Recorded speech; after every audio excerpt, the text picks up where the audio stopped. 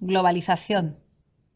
Proceso de expansión del liberalismo económico y el capitalismo con el objetivo de crear un gran mercado de dimensiones mundiales donde las economías nacionales se van integrando en una economía única de carácter mundial. Es un proceso dinámico de creciente libertad e integración mundial de los mercados de trabajo, bienes, servicios, tecnologías y capitales. Las decisiones políticas nacionales tienen cada vez menos importancia a favor de las decisiones políticas internacionales. Theodore Levitt, en 1983, y Michael Porter, en 1990, fueron los primeros en utilizar el término globalización. Levitt lo usó para referirse al proceso de mundialización de los mercados y Porter lo utilizó para distinguir entre la empresa multinacional y la empresa global. La globalización está haciendo que los mercados estén cada vez más integrados y globalizados. Los dos factores fundamentales que determinan el proceso de globalización son la tecnología y la liberación de los intercambios de bienes, servicios y capitales. La tecnología, sobre todo su desarrollo en el sector del transporte y de las tecnologías de la información y de las comunicaciones, ha permitido una caída espectacular de los costes.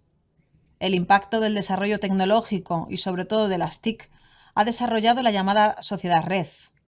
La liberación de los intercambios de bienes, servicios y capitales realizados mediante negociaciones multilaterales en el seno del Acuerdo General sobre Aranceles Aduaneros y Comercio, GATT, de la Organización para la Cooperación y Desarrollo Económico, OCDE, y del Fondo Monetario Internacional, FMI, y mediante decisiones unilaterales y bilaterales de las autoridades económicas de los distintos países.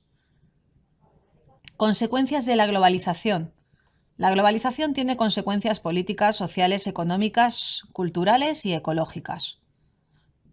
En las políticas se produce una merma en la soberanía de los Estados. Se produce además una internacionalización de los derechos humanos. Se flexibiliza el modo de hacer política, apareciendo la política transnacional influida por las multinacionales. El Banco Mundial, la OTAN, la Unión Europea y la OMS o los movimientos sociales.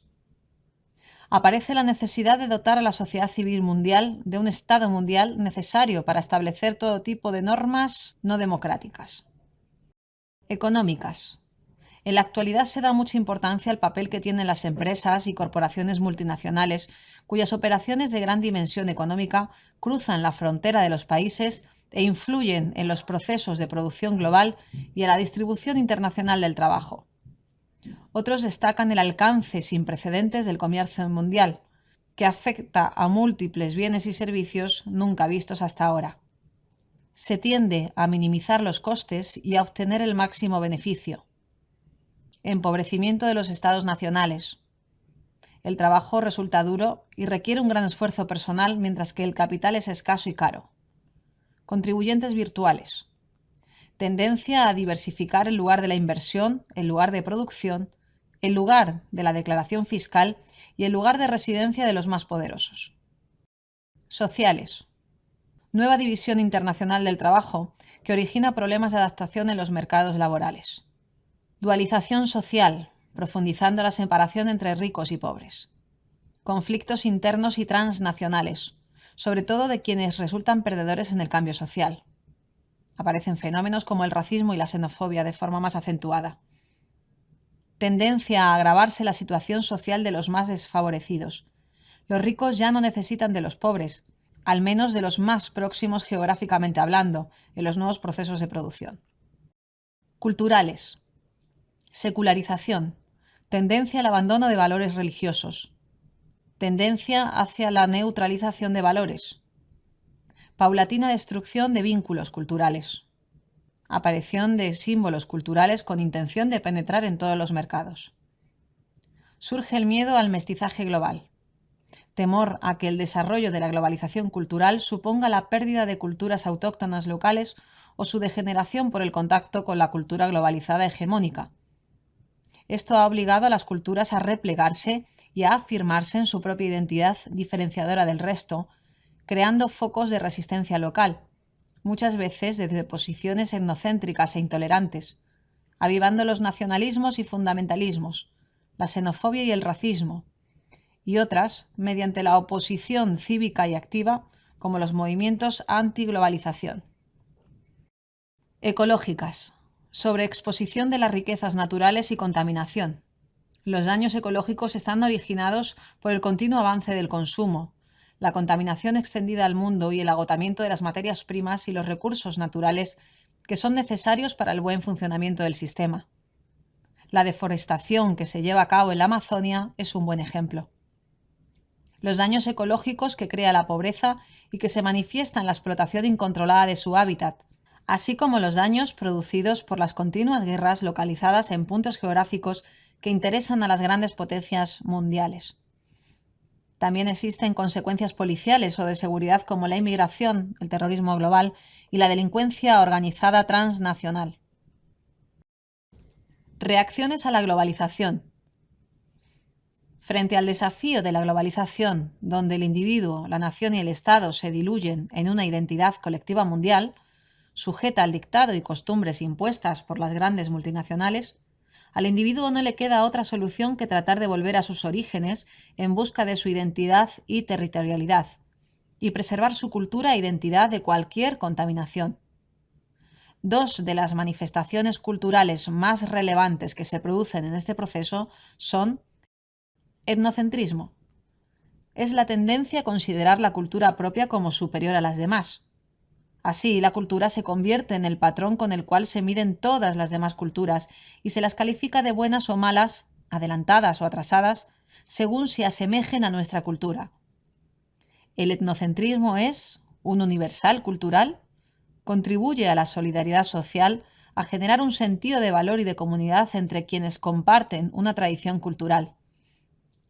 Una barrera cultural, porque se constituye en una fuente de discriminaciones y nos impide analizar y entender la cultura de otros pueblos, así como reconocer sus cualidades. Al no ser aceptada la cultura ajena, en consecuencia, la diferencia como base y fundamento de la globalización, los individuos, las naciones y los estados se resisten a perder su identidad, con lo cual hace su aparición el etnocentrismo como defensa y ataque a la globalización, lo que puede dar lugar a equívocos y malentendidos e incluso al conflicto. Relativismo cultural. Afirma que todas las culturas son iguales en valor e inconmensurables entre sí. Solo podemos juzgar una cultura desde sus propios parámetros. De aquí se infiere que todas las culturas son merecedoras de igual respeto. Los relativistas culturales sostienen que cualquier valoración que se haga de una cultura desde fuera cae en el etnocentrismo. El relativismo cultural nos puede ayudar a aproximarnos a otras costumbres o estilos de vida sin prejuzgarlos. Igualmente, los bienes, valores y normas hay que verlos, estudiarlos y comprenderlos desde el punto de vista cultural y social donde se expresan. El relativismo cultural o pluralismo nos permite ser tolerantes hacia las diferentes actividades de otros grupos, valorar por igual todas las culturas y también la supresión de la incomunicación y el aislamiento. Racismo. Si el etnocentrismo es la consideración superior de lo nuestro frente a lo ajeno, o la valoración de nuestra cultura frente a la desvalorización de las demás, el racismo, como prejuicio de exogrupo, sería la consecuencia extrema de un etnocentrismo exagerado que conllevaría a la tendencia a la no admisión, al rechazo total de toda persona de rasgos o costumbres diferentes a las nuestras. Se puede definir como una actitud hostil a una persona por su pertenencia a un grupo racial distinto. Según la UNESCO, el racismo lo constituyen las creencias y los actos antisociales basados en la creencia de que las relaciones discriminatorias entre grupos se justifican por razones de orden biológico y que por lo tanto son inmutables. El racismo, como tendencia o actitud, se concreta en cuanto a la conducta en dos formas fundamentales: segregación y discriminación. La segregación, la exclusión, el apartheid, el genocidio, la esclavitud, no son sino matices o formas diferentes. La segregación se basa en separar física y socialmente a los grupos étnicos y raciales. El contacto entre grupos segregantes y segregados es mínimo y establecido para preservar la pureza de la raza. La segregación puede establecerse a varios niveles. La microsegregación se produce en lugares públicos, como por ejemplo servicios de negros y blancos, bares de negros y blancos, prohibición de subir en los autobuses a los negros. Mesosegregación se establece por barrios, por ejemplo los guetos. Macrosegregación por territorios, por ejemplo las reservas de los indios americanos. Uno de los últimos casos de segregación lo ha constituido el apartheid en Sudáfrica, un régimen de segregación institucional implantado tras la Segunda Guerra Mundial que ha durado hasta hace bien poco. La discriminación, conducta que supone en el establecimiento de unas relaciones de desigualdad que se traducen en inferioridad de unos con respecto a los otros. No se trata ya de identificar y señalar al otro mientras esté en un escalón inferior. Solamente empieza a ser molesto cuando exige una situación de justicia e igualdad. Ambas formas se combinan y manifiestan plenamente en la conducta racista. La discriminación lleva a la segregación y la segregación se pone al servicio de la discriminación. Xenofobia. Una fobia es un temor irracional y persistente hacia un objeto cualquiera. La xenofobia, odio u hostilidad a los extranjeros está muy unida con el racismo y el etnocentrismo, y es una constante a lo largo de la historia de la humanidad.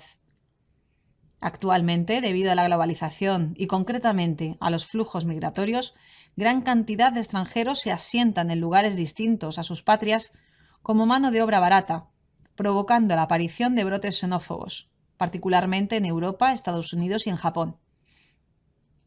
Al igual que el racismo, la xenofobia es una ideología del rechazo y exclusión de toda identidad cultural ajena a la propia.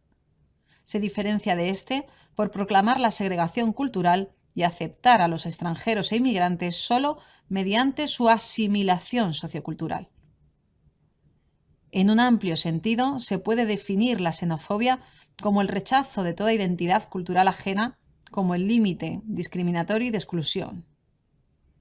En el fondo es el miedo a perder lo propio por culpa de la mezcla con lo extraño. Hay una gran dosis de inseguridad en esta actitud. La xenofobia expresa conscientemente un comportamiento innato y común a hombres y animales. Esa expresión se le denomina racismo primario. La actitud que se desarrolla entre grupos próximos geográficamente pero en competencia política o económicamente y que se concreta en la aparición de un grupo de conceptos estereotipados hacia el bando contrario, integrados en la cultura de cada grupo. Eso es el concepto de racismo secundario.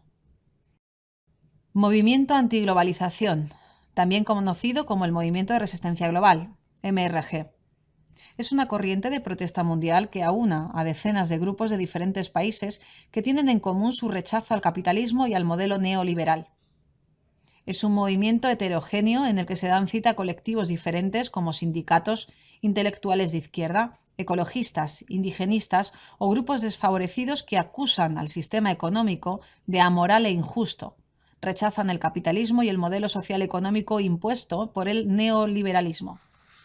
Los diferentes grupos antimundialización llevan más de una década trabajando en cuestiones relacionadas con los problemas causados por la globalización de la economía mundial. Son numerosas las campañas que han organizado para la condonación de la deuda externa de los países pobres o para la reforma del Banco Mundial y el Fondo Monetario Internacional.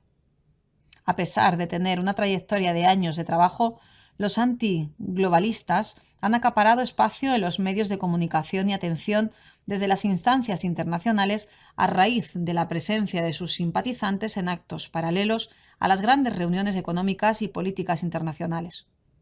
La protesta de Seattle, que consiguió abortar la reunión de la Organización Mundial del Comercio, supuso un punto de inflexión en la historia del movimiento. El éxito del Foro Social de Porto Alegre en Brasil, celebrado en paralelo al Foro Económico Mundial, supuso otra gran braza. Los movimientos antiglobalización no están ordenados jerárquicamente, sino que están conformados como una red de distintos movimientos que se coordinan de forma descentralizada y horizontal, cuyo denominador común es la oposición a las políticas imperantes, lo que ha logrado en ocasiones propuestas comunes, dando una sensación de unidad. Admiten a cualquier tipo de ideología con tal de que vaya en contra de los movimientos de mundialización y sus acciones no son improvisadas, responden a pautas muy estudiadas. Son los grupos del país donde se celebre la cumbre los que se encargan de proporcionar al resto de convocados a estas manifestaciones cobertura legal, sanitaria y de alojamiento. El uso de la tecnología y de los medios de comunicación es la base fundamental del crecimiento e influencia de estos grupos, particularmente de Internet y de los teléfonos móviles, que son medios que utilizan para informarse, coordinarse y comunicarse internamente. Medios de comunicación alternativos a través de Internet como Indymedia, La Rebelión, La Insignia, La Jaine y Caos en la Red son algunos de los portales más conocidos de estos grupos. También utilizan diarios en papel tales como Diagonal o Le Monde Diplomatique, así como emisoras diversas englobadas todas ellas bajo la denominación de radios libres. A nivel de comunicación interna, las herramientas de Internet como listas de correo, emails y redes sociales son las bases, no solo para intercambiar estrategias, sino también para emitir cadenas de mensajes y para exponer debates políticos. Entre las estrategias de acción más comunes de los movimientos de resistencia global, en el lugar de la cumbre se señalan la estrategia azul, acciones violentas contra la policía y establecimientos de multinacionales de grupos radicales de corte antifascista. Estrategia amarilla, desobediencia civil, manifestaciones no violentas. El más representativo es el movimiento Touche Blanche, monos blancos. Estrategia rosa, actuaciones lúdicas de tono festivo en forma de protesta, cabalgatas de marionetas gigantes, teatro en la calle, etc., donde los propios manifestantes tratan de que sean marchas pacíficas y sin altercados. Grupos de afinidad, estrategia verde. Son células de 15 o 20 personas que funcionan discrecionalmente y tienen autonomía para elegir su forma de oposición. Talleres en los que los distintos colectivos exponen su actividad, charlas y conferencias, invitando a un destacado personaje de ideología antiglobalizante para debatir un determinado tema. ¿Qué pretende el movimiento antiglobalización? Los activistas antiglobalización exigen una sociedad más justa, el control del poder ilimitado de las multinacionales, la democratización de las instituciones económicas mundiales y la distribución más equitativa de la riqueza. Sus enemigos principales son las multinacionales y las grandes organizaciones económicas y políticas internacionales, fundamentalmente el Banco Mundial y el Fondo Monetario Internacional. La condonación de la deuda externa es una de las exigencias de este movimiento y las campañas sobre el asunto han sido su simiente. El Banco Mundial y el Fondo Monetario Internacional son, para los grupos antiglobalización, los responsables de la asfixiante situación en la que se encuentran la mayor parte de los países pobres, incapaces de afrontar la deuda que en muchos casos supera su PIB. Las instituciones monetarias, hijas del Bretton Woods, concedieron créditos masivos a los gobiernos de los estados pobres a lo largo de los años 70 y 80, exigiéndoles a cambio la reestructuración de sus economías e imponiendo reformas que implicaban un alto coste social y que se han demostrado económicamente contraproducentes.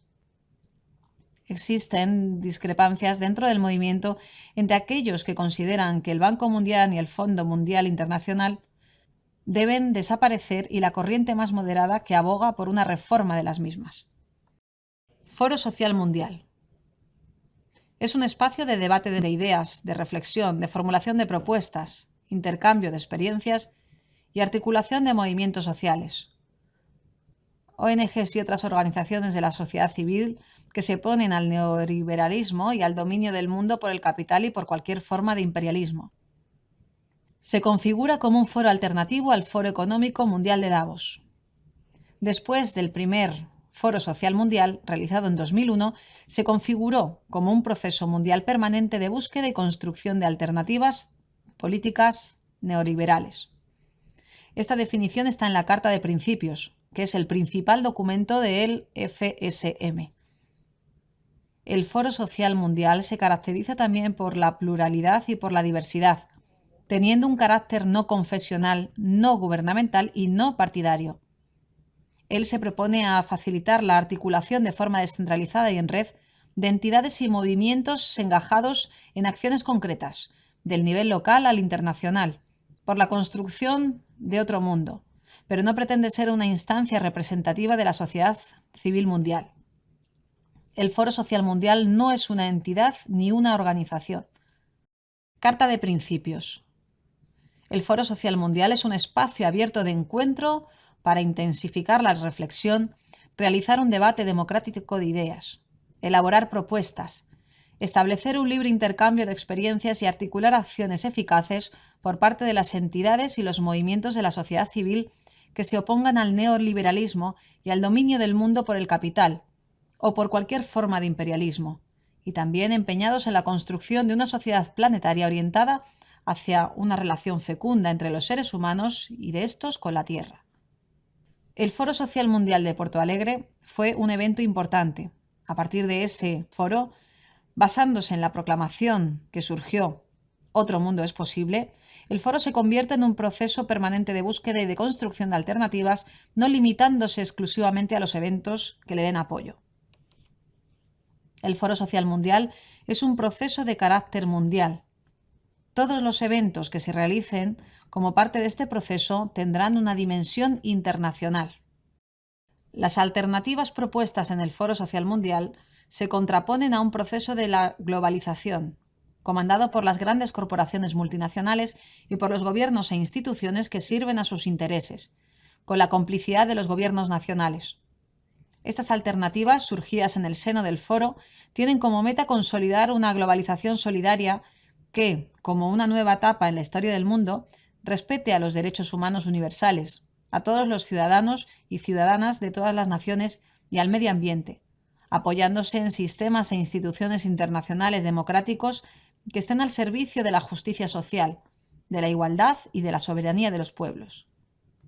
El Foro Social Mundial reúne y articula entidades y movimientos de la sociedad civil de todos los países del mundo, pero no pretende ser una instancia de representación de la sociedad civil mundial.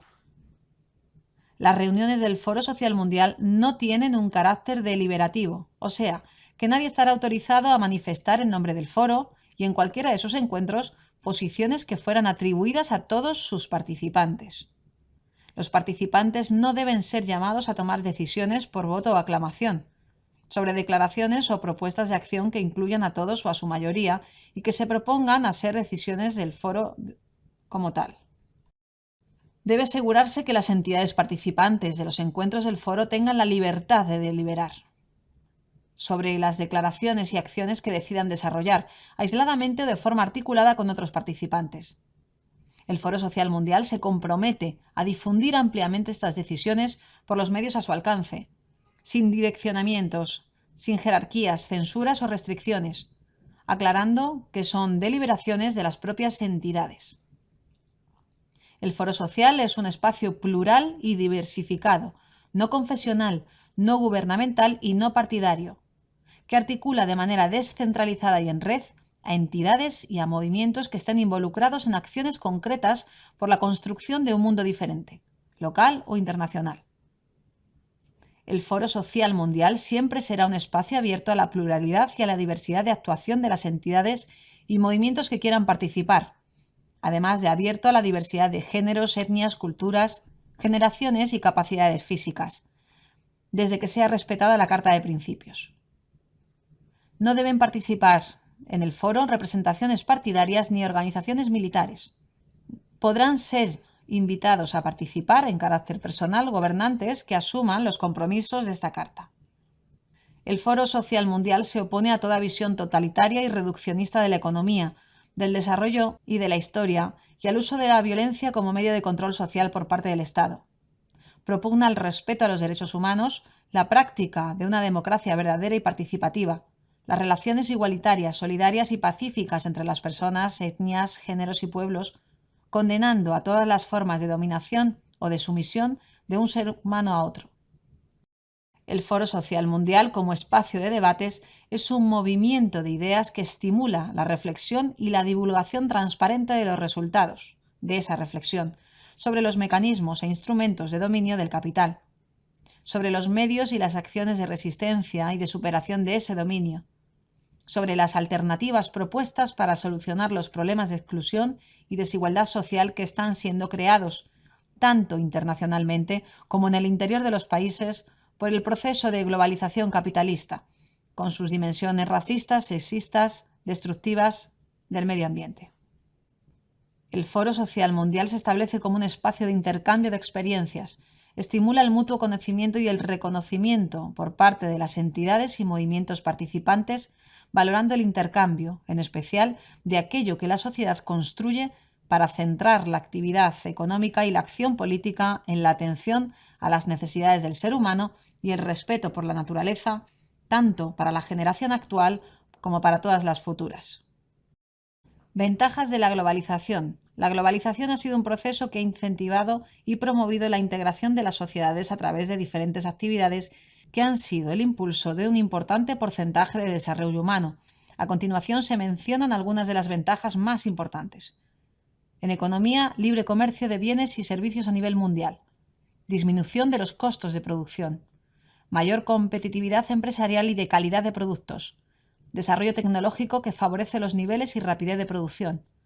Mayor oferta de empleo en los países en vías de desarrollo, ya que las empresas multinacionales se instalan estratégicamente en ellos porque la materia prima y la mano de obra es más económica.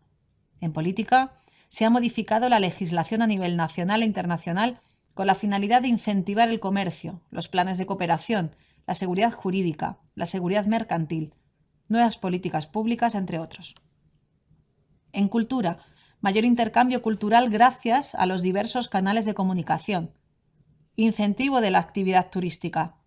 Se comparte un conjunto de valores universales que traspasan fronteras y desencuentros culturales.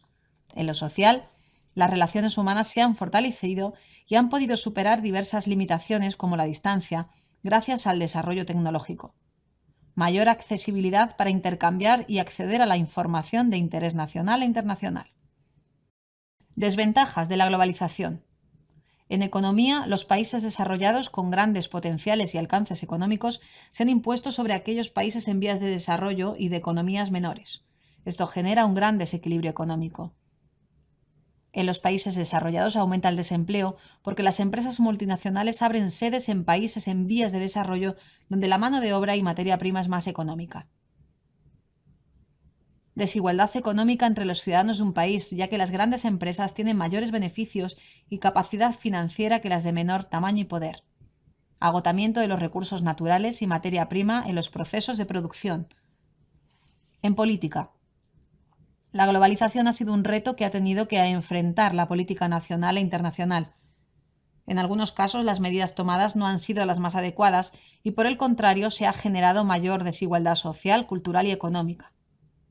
En cultura, se pueden ver afectada de manera negativa la identidad nacional como resultado de que los países desarrollados sobreponen sus culturas sobre la de los países en vías de desarrollo, a través de un gran impulso comercial y de los medios de comunicación. Se pierden las lenguas minoritarias. A medida que pasa el tiempo, muchas de las tradiciones autóctonas se van modificando al incorporar nuevas costumbres, generalmente de otros países. En lo social, la desigualdad social ha limitado el acceso y uso de diversos recursos educativos, tecnológicos y económicos en muchos grupos sociales en situación de pobreza.